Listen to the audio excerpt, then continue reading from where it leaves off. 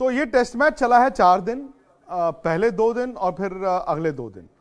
पहले 2 दिन की फिल्म कुछ और थी और तीसरे चौथे दिन की फिल्म इस तरह बदल गई कि भारत इस टेस्ट मैच में हार गया। अब ये गलती आंकलन में शायद हम सबसे हुई, इंक्लूडिंग द टीम मैनेजमेंट। हमें लगा कि इंग्लैंड इन कंडीशंस में क्या बेसबॉल खेलेगा, उनके पास स्पिनर्स भी नहीं और वाकई में थे भी नहीं। इनफैक्ट अगर आप पहली इनिंग देखें उनकी बैटिंग और हमारी बैटिंग, जमीन आसमान का फर्क था। लेकिन शायद भारत मैच हारा तीसरे दिन पहले सेशन में, जहां भारत तकरीबन 12-13 ओवर खेला और तकरीबन 15 रन बनाए। उस वक्त जब आपके पास लीड इतनी ज्यादा हो चुकी थी, भारत ने डोमिनेट नहीं किया।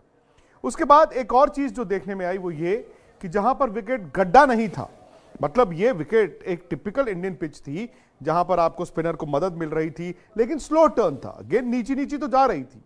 लेकिन अब चूंकि भारत गड्ढों पे यानी कि ऐसी विकेटों पर खेलने का आदी हो गया है जिसे रैंक टर्नर कहते हैं कि पहले दिन आप पहले घंटे बॉल कीजिए और बॉल जब गिरे तो मिट्टी इधर उधर हो जाए। आप चूंकि उस तरह की विकेटों पर खेलने के इतने आदी हो चुके थे, आपको लगा यार ये तो रिस्पॉन्सिव ही नहीं है, ये तो स्लो टर्न है। तो आपके स्पिनर्स अपना प्लान बी वाला स्किल सेट लेकर नहीं आ पाए।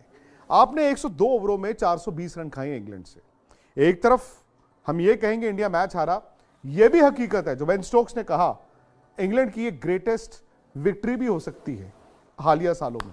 उन्होंने कहा कि मेरी कप्तानी में यह सबसे बड़ी जीत है, यानी कि इंग्लैंड भी मैच जीता। भाई जब हम 2001 कोलकाता की बात करते हैं, लक्ष्मण द्रविड़ और हरभजन की बात करते हैं, तो हम तो कहते हैं कि हमने मैच जीता, हम ये कभी नहीं कहते कि ऑस्ट्रेलिया हारा। तो फिर यह भी कहना चाहिए कि इंग्लैंड इस मैच को जीता, हम ये ना कहें ना कि इंडिया हारा। तो हमें इस तरह से भी देखना होगा। लेकिन एक सवाल जो खड़ा होता जा रहा है वो ये है कि क्या इंडिया अपनी होम कंडीशंस में अब वाकई में उतना इनविंसिबल नहीं रहा, क्योंकि हम हमेशा घर में शेर थे। अब तो भारत विदेश में जाकर भी जीतता है और इंग्लैंड ही वो टीम थी जो आखिरी बार भारत को 2012-13 में हराकर गई थी। 11 साल, इन 11 सालों में उस सीरीज हार के बाद भारत कुल मिलाकर अपने घर पर सिर्फ 4 टेस्ट मैच हारा है। ये चौथा टेस्ट मैच है। लेकिन ये आंकड़े आपको ये भी बताते हैं कि पुणे जब ऑस्ट्रेलिया ने भारत को हराया था 2017 था, 21 में इंग्लैंड ने चेन्नई का टेस्ट मैच जीता था, वो भी सीरीज का पहला टेस्ट था। फिर वो सारे टेस्ट मैच हार गए, सीरीज भी हार गए। हो सकता है ये सीरीज भी ऐसी हो। लेकिन ये थोड़ा सा ना चौंकाने वाला है, तीसरा और चौथा। ये ऑस्ट्रेलिया के अगेंस्ट इंदौर टेस्ट मैच और ये इंग्लैंड के खिलाफ हैदराबाद टेस्ट मैच। दरअसल ये जो 2 हार आई हैं, भारत अपने घर पर पिछले 3 मैच में से 2 हार गया है। क्योंकि इंदौर का मैच जब भारत हारा था पिछले साल, उसके बाद अहमदाबाद भारत ने हाईवे बना दिया, रन ही रन, और हमने कहा series draw, test match draw, series जीत जाए बहुत बड़ी बात है।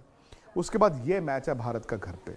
तो आप देखिए 3 में से 2 टेस्ट मैच घर पे लास्ट इंडिया हारा है।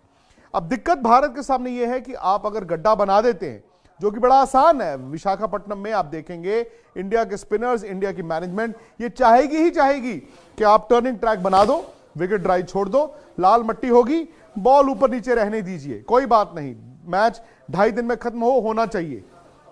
लेकिन अब सवाल और उसके साथ जो जुड़ा है, चूंकि विराट कोहली भी इस टीम में नहीं है, भाई गड्ढा अगर बन भी गया, अगर फिर से आपकी चौथी बैटिंग आ गई टॉस पर, तो आपका कोई हक है नहीं कि आप टॉस जीतेंगे। अगर वहां पर भी आपकी चौथी बैटिंग आ गई, आज हार्टली जैसे स्पिनर ने भी 7 विकेटें दी हैं, तो क्या आप उस दबाव को हैंडल कर पाएंगे? क्या भारत के इस बैटिंग ऑर्डर में स्पिन के खिलाफ वो स्किल सेट है? अब ये भारत के लिए ना चक्रव्यूह बन गया है।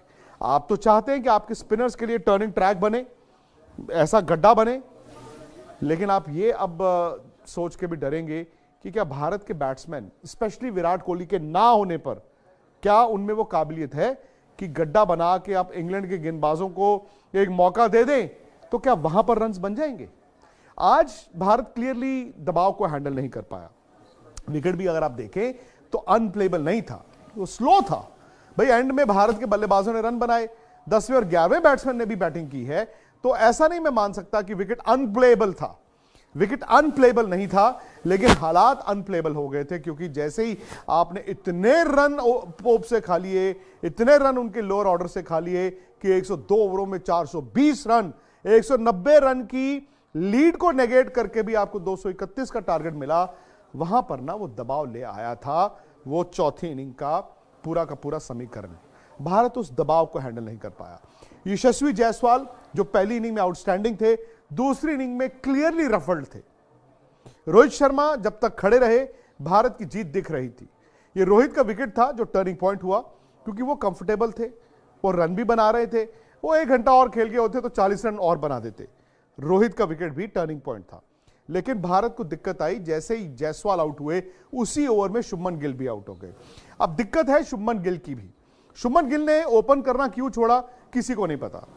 भाई ओपन तो कम प्लेयरों को मौका मिलता है, उनको मिला, उन्होंने रन भी बनाए। इनफैक्ट यहां पर अहमदाबाद टेस्ट मैच में पिछले साल उन्होंने 100 बनाया, फिर वर्ल्ड टेस्ट चैंपियनशिप, उसके बाद ओपन छोड़ दिया।